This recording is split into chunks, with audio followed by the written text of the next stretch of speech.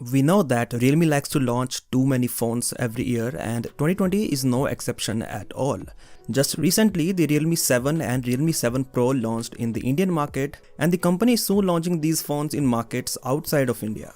In the Indonesian market, the Realme 7 is launching on the 17th of September, but along with that phone, the company is also launching the Realme 7i. Now, there is some confusion in the naming, so before talking about the Realme 7i, let's clear that confusion first of all.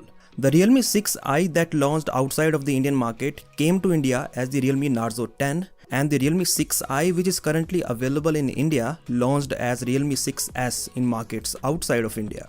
Now, I wanted to mention this because I have seen so many people complaining that the Realme 7i is a downgrade from the Indian Realme 6i.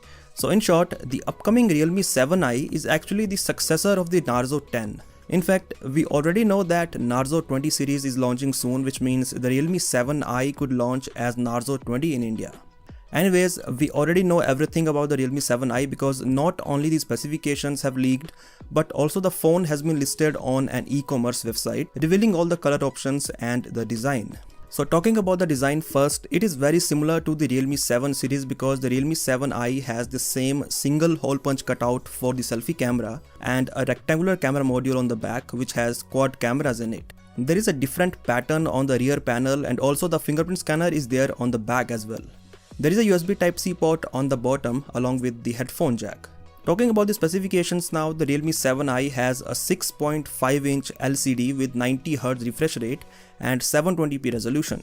So it is a pretty weird combination of a low resolution and high refresh rate. The chipset powering this phone is the Qualcomm Snapdragon 662, and compared to the Snapdragon 665, there is no difference at all in the CPU and the GPU. The only difference is the newer image signal processor. For comparison, the Realme Narzo 10 has the MediaTek Helio G80, which as we know is better than the Snapdragon 665, so there is no doubt that it is better than the Snapdragon 662 of Realme 7i.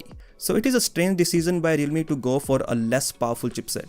The quad camera setup on the Realme 7i includes a 64 megapixel primary camera, an 8 megapixel ultra-wide, a 2 megapixel macro and a 2 megapixel depth sensor.